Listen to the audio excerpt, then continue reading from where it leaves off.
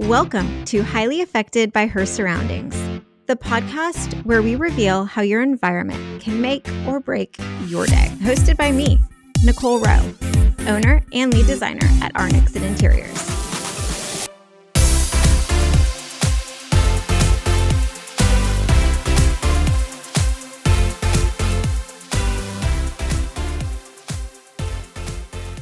Okay, today is a fun day for the Highly Affected by Your Surroundings podcast. It is technically my first recording with a guest. I feel honored. You should be honored. But we are here with Allie Kay.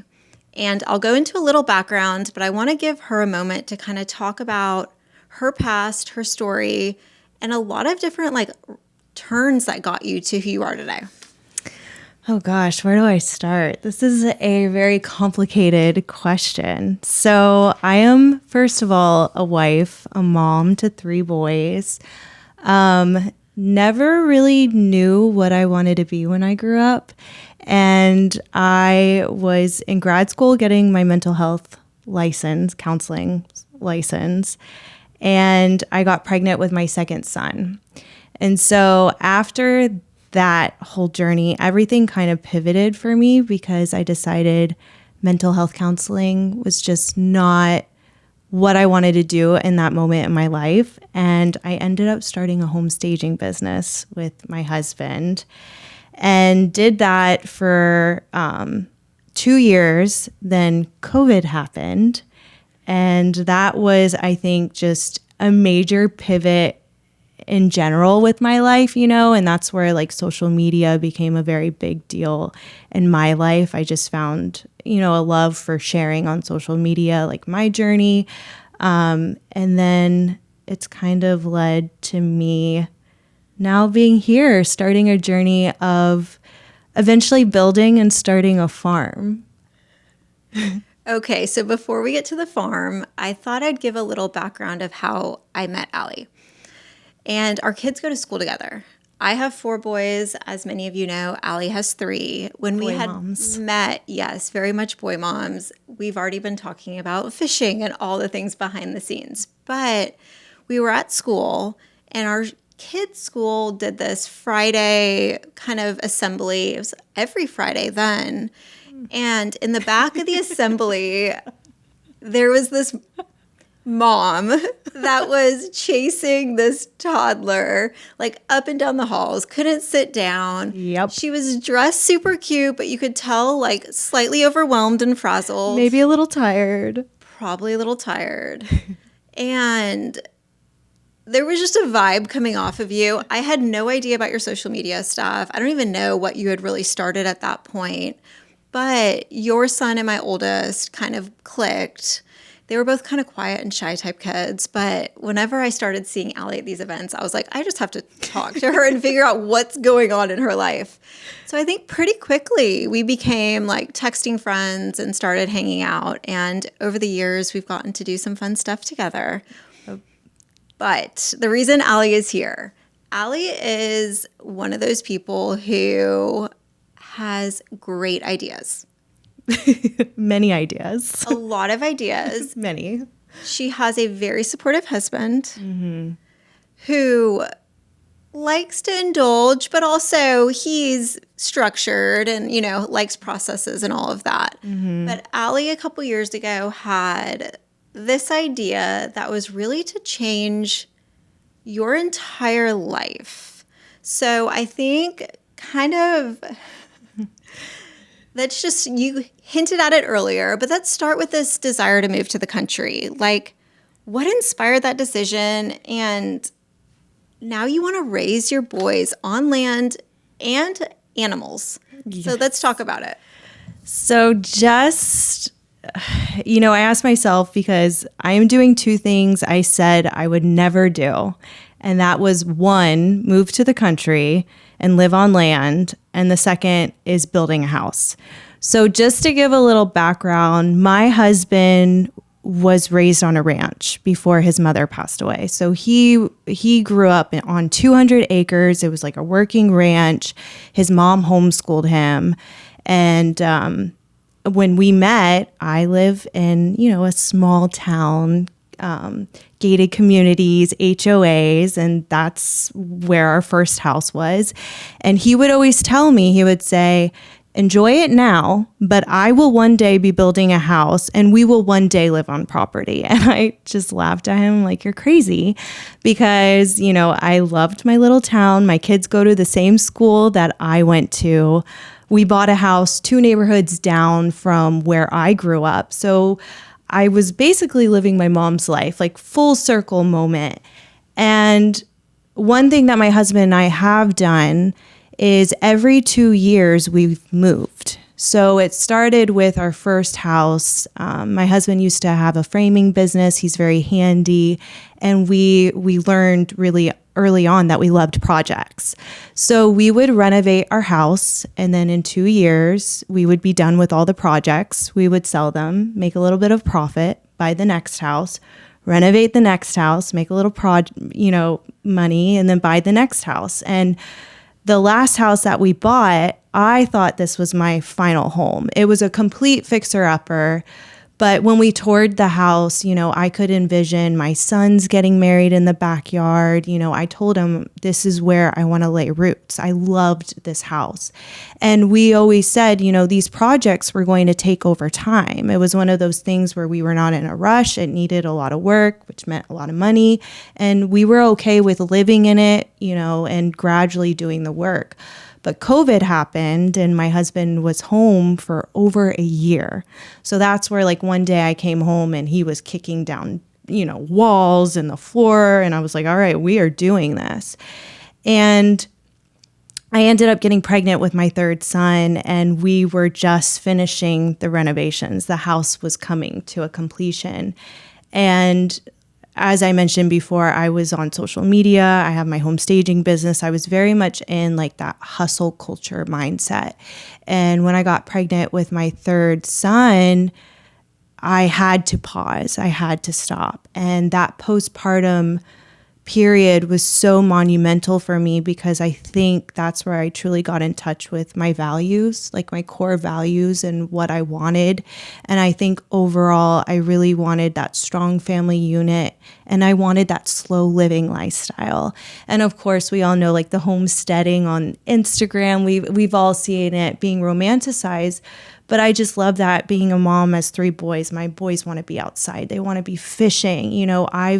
I've reconnected with my passion for horses and being outside and just going back to basics. So I started to really fantasize, maybe I do want to live in the country and kind of just start a new chapter, since I was kind of living the life my mom was already living. And now with 3 boys, I kind of just wanted to just shift and get back to our core values. So that's where it kind of became hey, we could sell our house and we could buy property and we could build. So a complete full circle moment of here I am now on this journey of doing 2 things I said I would never be doing: moving to property and building a house with my husband, which I think is going to be a little tricky.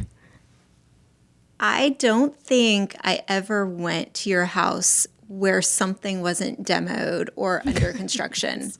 Every time I pulled up, there was pickup trucks or there's, a pallet of something outside. Mm-hmm. But in the end, you and Justin did a great job. The kitchen was special. There were so many details. The backyard was amazing. But I think this next journey is going to lead to something really cool. But what we're going to get out of the way is animals. Yes. You mentioned your horse. Yes. Who is beautiful. Thank and you. I know you spend a lot of time with. Mm-hmm. And I do have a funny story to bring up, but I kind of want to talk about, you've started with the chickens, you have the horse. What is the end goal? So when we originally said we were going to buy property and sell our house, we sold our house right away. So I thought right away we would be building, and within a year we would be out there. And in my mind, I envisioned all of a sudden I was going to have this huge garden. I was going to have 25 chickens. I was going to have a whole pasture of cows. I was going to have pigs, just everything, a full working farm. And that's the exact opposite of what's happened. We've had so much time which I'm spinning as a positive because I have learned how much work everything is. And I'm so thankful that I've had time to ease into this whole journey, especially the animals, because we just got chickens in December. So it's going on almost a year. Yes. And I've raised them. They were like a week old. And that alone has been a journey. The chickens have been a journey. And also, like, my sister-in-law has pigs. I thought I've wanted pigs. Well, I've witnessed 2 male pigs kill female pigs, and I've marked that off my list. So I think the end goal really is to find a very great balance, which I feel like right now I've learned a lot about beekeeping, which, again, I wanted to rush into, but I've taken the past year to learn classes and all that. So bees are definitely on the list. I definitely want a couple more horses. I want 2 mini cows, maybe 1 sheep, but and then only like 10 chickens. So that's kind of just like a hobby farm situation, but I still want to be able to go away on vacation, be able to leave on the weekends. But yeah, I definitely rushed into everything, and I'm glad I had some time to ease into it because it's a lot of work. If you could have seen Allie's face when she said only 10 chickens, the Allie I met a few years ago loved a juice bar smoothie, right. Loved, like a country club tennis. So the chicken journey has been a lot for you. If you don't follow Allie on socials, you need to, because her indoor chickens, her vacuuming with chickens is actually quite hilarious. But quick story, 6 months, maybe longer ago, I look at my phone and there's a text from Allie asking if she can borrow the R. Nixon van. Mm-hmm. I said that you needed to come with me. You were coming. Be part of this. But there was apparently some Highland cows that needed a new home. Mm-hmm. Long story short, it was a scam on the internet, and people are really targeting people like Allie who want these beautiful cows. But I think it was a good lesson for everyone. It's a good I just saw a reel on Instagram, and this is so true. It's like there's a gateway into this lifestyle, which I think that's definitely what happened to me. Some people, it's baking sourdough. For me, it was growing microgreens in my kitchen, and that started just turning the light bulb on and like, oh, okay. And then I started joining the livestock groups, And so that's exactly what happened to me is I was a victim of the livestock groups. But now I will say I've become a lot smarter. So if you find yourself getting into this lifestyle, beware of the livestock groups because Highlander cows are very expensive. They are not $600. They are gorgeous though. They are. Okay, so with highly affected with your surroundings, one of my just kind of big things in life, and same with R. Nixon Interiors, is really designing a life and a house that kind of helps elevate everything. Mm-hmm. And luxury is one of those things. Functionality is kind of the other end of it. So with this new build, like what are your kind of top... Let's start with the luxury stuff. Like that is, I know you're moving to the country, so you're like, luxury what? Like we're going to have cows. But what are some of your like wish list items? So we've edited our plans a lot. It's like I said, we've had over a year to truly marinate on the function of the property, how we want this house to function, even like learning the light, like the sun rising and setting and where that hits the house. Like we've had a lot of time. And I think one of the things that we've gone with our new set of plans that we're moving forward with is it's a very simple house. But we are on a lake and the main element is the natural light. And that's windows. So one of the luxury items I would say, and probably going to be the most expensive, are the windows of the house, which make up a large portion of the house. But that was something I didn't want to compromise on. Another thing are just like high ceilings of the house. We lived in a house with 8-foot ceilings. And even though I'm only 5'1", I just feel like that house felt very closed in on me. And I struggle with my mental health, and I'm definitely one of those people that if the sun isn't shining in the house and I don't feel like just that freedom in the space, that affects me mentally. So high ceilings are one. And then also just like the textures on the outside of the house are things that we're not going to compromise. So there's things, and Nicole's going to be part of this project. She's definitely going to be the mediator with my husband and I, and also like the logical one, because I operate off of feelings when it comes to design, and it might not be the most logical what I want. So that's where Nicole's going to come in. But I think overall, the biggest expense of what will be for this house is the windows, which is the natural light, which I think is going to make this house. I think taking the time and effort to know your sunrises and your sunsets throughout the year, because it changes. At one point, it may be, kind of directly in one direction. But in Florida, windows are a huge investment. Everything, we just had 2 hurricanes. Like, Yep. the safety of your family and building to code, but windows are expensive. Yes. And when you're going with some of these large, oversized windows, it's an investment, and it's one that you're not going to change out in 5 years. No. Not in 10 years. So you really putting your money there is huge. I'm curious what you're considering tall ceilings. I think they're 12 foot. 12 is great. Yeah. No, 12 is a great ceiling height. Anything taller than that, I feel you get lost. I agree. And I think our bathroom has a vaulted ceiling, and our family room as well. So yeah, I think just coming from 8-foot ceilings and also thinking of like Christmas trees in the future is, it's one of those things where, the plan is so basic, meaning there's not like a lot of pitches or anything, but those little things can make the house. And I don't think you need to overcomplicate anything. And I think sticking with, like you said, the exterior, using real materials, making that amazing, because once again, you're not changing that out anytime soon.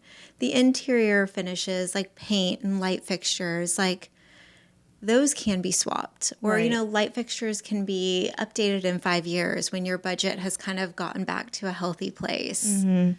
One of the things that truly scare me with a new build, why I was always against it, is with home staging, I'm in a lot of new construction houses, and I'm in a lot of houses that investors have flipped. And they feel sterile to me. They feel very like perfect, like too, I don't know, too perfect, too clean, sterile, cold. And for me, I've evolved in my style where I love mixing the old world with the new world. And one of the things that my aunt asked me, who's very into design, is when I was like, what kind of house should I put on this property? She's like, well, what's the vernacular of the area? Like what purpose does this area serve? Because you need to put a house on that's in line with that. And I'm like, what? Like, I didn't, it just made me really think, and also think of, what purpose is this land serving and stuff. So it made me really like step outside when we chose our house plan, because originally I was going into like, what's trendy right now? Whereas my goal for this house is to make it feel like it's been there for like 100 years, but also where the old world meets that modern touch as well, and help it or make it feel timeless as well. So hopefully we can achieve that together, Nicole. No pressure, but I think that's one of the big things we tell clients is like, look at nature. Is nature perfect? No. Like if you look at a tree, there's like broken branches, there's discoloration. So when you want to build a home that you want to feel lived in and loved, finding the handmade materials, finding the older woods, finding some of those cool vintage things, hand painted tiles, whatever they may be, that adds just a little bit of that grit and nuance to it.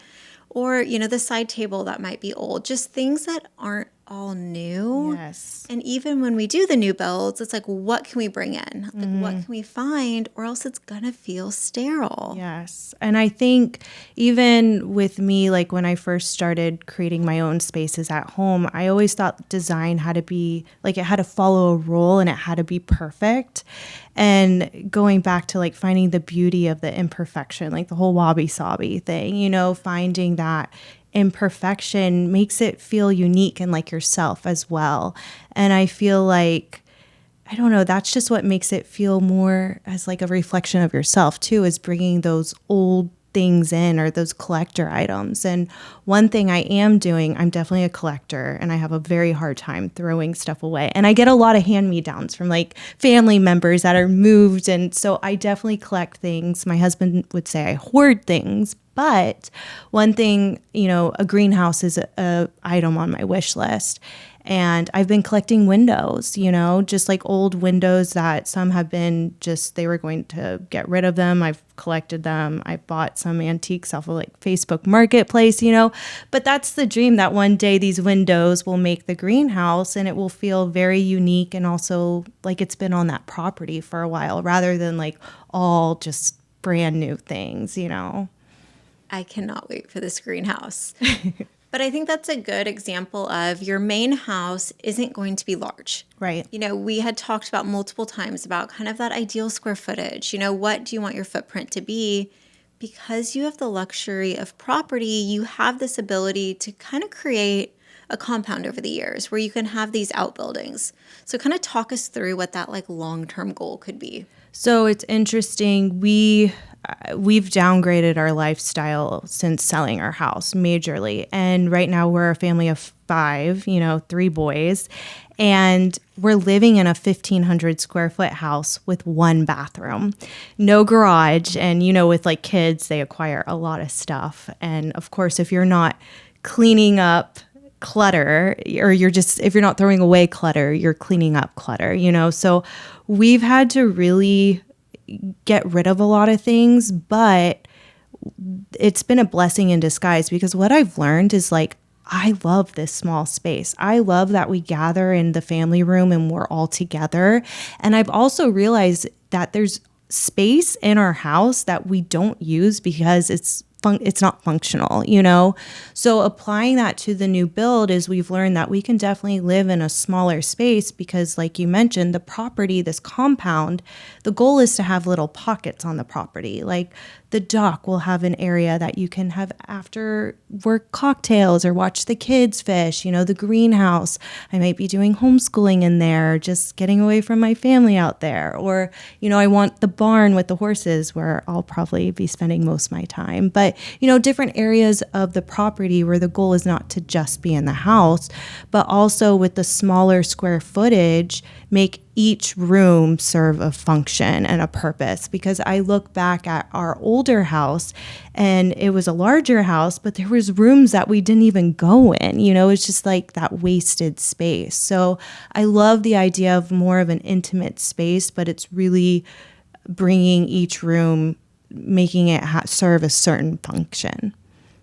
I think as a family, you guys love a project, you love being intentional with your time. And this idea of kind of a compound of buildings, it allows you to have projects over the years. Yes. It's not going to mean when your new build is done in a year, 18 months, or whatever the timeline is, you're then kind of uneasy because you want to know what's next, but then you can focus on the greenhouse or the barn or, a homeschool space or a pool house or whatever is kind of in that phase of life that will serve y'all best. But it will then allow you to be creative. As the kids get older, they can participate in the construction. Yes. They can be part of it, and it will forever evolve with the two of you. Yeah. And I always say, and I really believe it, a house is never done. And I don't say that to be discouraging, but if you think of yourself as a person, we're evolving, we're growing over the years, and your house reflects yourself, your journey. So a house definitely is always evolving. And I know with my husband, if he doesn't have projects, and he's, that's been our past, we just moved. So I definitely think this will be the never-ending project, but that's exciting. There's always going to be something to do in that moment. So we're excited about it. But we have to definitely not look at the big picture and just take it little by little, because I know since we are building, it's like we want it to be turnkey and everything done, but it really is the journey. And like I said, even having the year to really reflect and marinate on everything has made such a difference. And I'm glad we didn't rush into this and eased into everything. So I haven't seen the new drawings. We really haven't spoken too much about it in the past few months.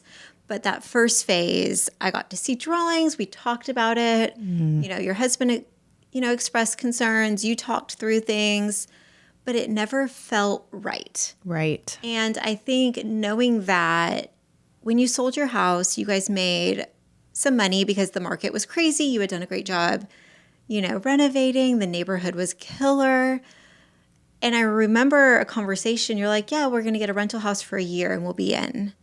And I was like, oh, love, like you're not going to be in a year. And if you are, you're going to be unhappy. Right. Because you need to kind of sit on it. And then I know there's been a few phases of, you had a few moments of kind of those prefab homes and some of these others. But you're in a really good place right now. You've kind of settled and realized it's a journey. You have new drawings.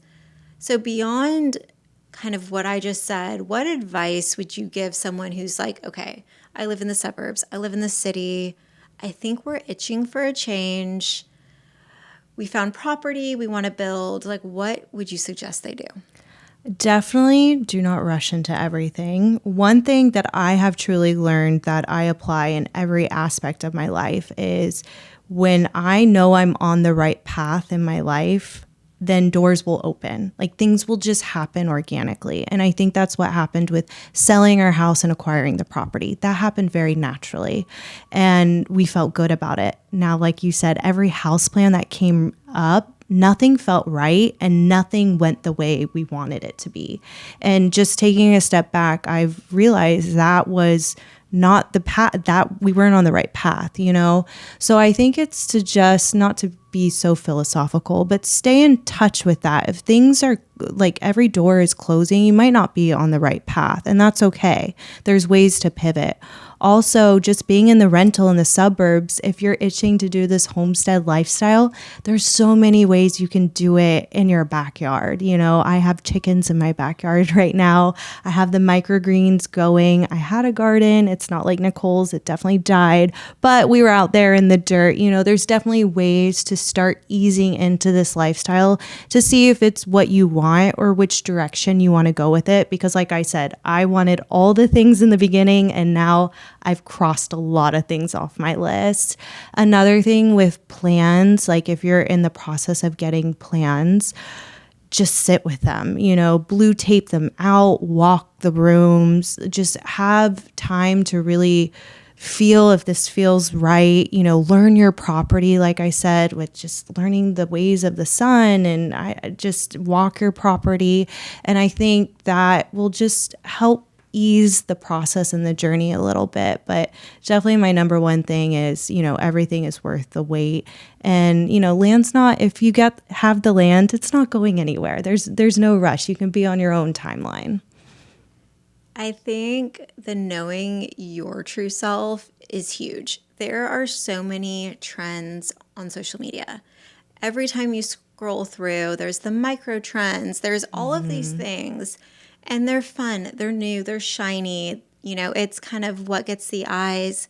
But at the end of the day, it's your family. Right. It's how you want to live, how you want to raise these kids, how you want to wake up in the morning, like what your first steps are. Like, are you going to go outside? Are you going to, kind of just how you want to live your life? And I think, like you said, take the plans, kind of look at them, absorb them, and really kind of follow your day based on what your drawing is. Know how you really do live. I think that's important too, because women in general get these, I'm going to move to the country and I'm going to, back to the sourdough type thing. But in actuality, how are you really going to live? Do you have a huge wardrobe? Yes, you may say you're going to pare down, but at the end of the day, you still may need a really large closet, and that's okay. Or, you say you're going to cook all your meals from scratch and you're never going to use a microwave again. You may end up wanting a little microwave in your pantry. So I think not feeling pressured to do it perfectly is probably really important. But also, it's not kind of a life or death situation. You can kind of make the choices. And if you have a good partner and a good kind of group around you, I think it's going to be awesome. I can't wait to see it. I can't wait to be part of it. I know it's not going to be easy. Anyone who builds, it's not easy. I don't care how great your designer is, how great your contractor is. Building is expensive. Building takes a while. There's going to be delays. I mean, like I said, we had the hurricanes. Like every project right now is slightly behind schedule because of that. But I think being patient and keeping your eyes focused like on the end is really cool. Yeah, I think, like I said, I feel good now that we've had the time where it's like, I'm not in a rush anymore, and I just want to enjoy this process. I know that it's not always going to be enjoyable, especially because my husband and I are very hands-on to begin with. That was like another thing that made me nervous about building a house, because he has his ideas and he wants his ideas, and I want my ideas to be executed as well. And sometimes our ideas don't always mix. But just like marriage, I think it's going to be a compromise. And, I'll stick to what I truly care about, or want, and I'll have to compromise with him. So I'm excited. I'm excited for it to start and move forward. And I'm excited for you to be part of it. I cannot wait to see the process, the journey, what happens, and really share it with everyone too. Because I think I'll give Allie in a few minutes an opportunity to kind of talk about it. But the one question I'm going to start asking everyone, Allie is not a designer, but she is a creative. She is a creator. She has her staging business. So the question I want to know, if there is like, what is one place, it doesn't have to be specific, that if you could completely redesign to be completely different, for me, it'd be movie theaters. Like movie theaters have evolved, but they're still like kind of awful. Yeah, you're right. They are. I don't even go to the movie theaters anymore. Yeah. But it used to be such a kind of a good experience. So what place, would you like to choose? Oh gosh, that's such a hard question. I don't know. I feel like coffee shops, honestly. There's something about like a Starbucks that like wants to feel homey. Like I want to be there, but I don't, So I don't know if we could kind of like revamp the coffee, or like add more like a flower shop with the coffee, like integrate the coffee shop with more of, I don't know, just different elements of the coffee shop I would love to see. That's a good business idea. What do you think? The flower shop with the coffee? I love it. Because you're right. You go to, before I had the design studio, I worked out of a lot of coffee shops.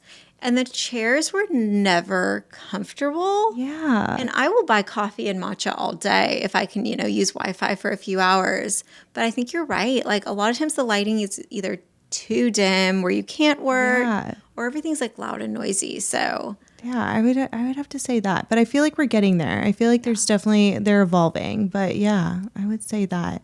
Other than that, I don't really go to any other spaces.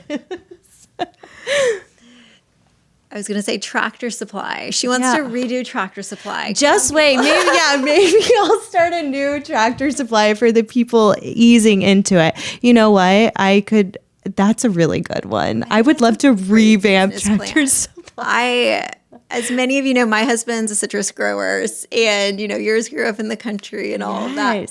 We should do a female-oriented Tractor Supply. I love that. And also, like, where you don't feel overwhelmed going in there, like you're stupid for asking a question. I would love that. We should talk about this after. Says the designer that went to the feed store yesterday and bought an entire bale of Timothy hay for my tortoise. So, yes. How long is that going to take for your tortoise to eat that? Like, is that going to last a long time?